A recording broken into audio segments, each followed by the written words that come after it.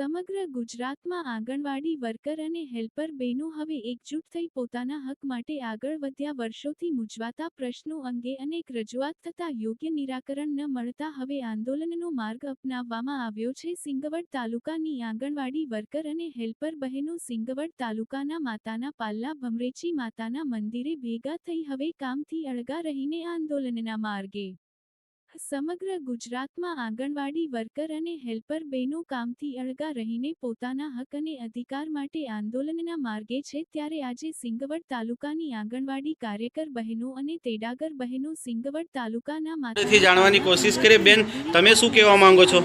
મારું પણ એ જ કહેવું છે કે જે અમારી કામગીરી છે એ કામગીરી વધારાની છે, તો એ પ્રમાણે અમને વેતન આપો। કે ત્યાં બીજી બહેનો, તમે આજે ભમરેચી મંદિરે મોટી સંખ્યામાં ઉપસ્થિત છે અને તમે બેઠા છો, તો તમારે સરકાર સમક્ષ કયા પ્રકારનો પ્રશ્ન છે તે અમને જણાવશો? અમારી 3 દિવસની સરકાર સામે માંગણી છે અને 3 દિવસ 18-19 3 દિવસ અમે કામથી અળગા રહ્યા છીએ।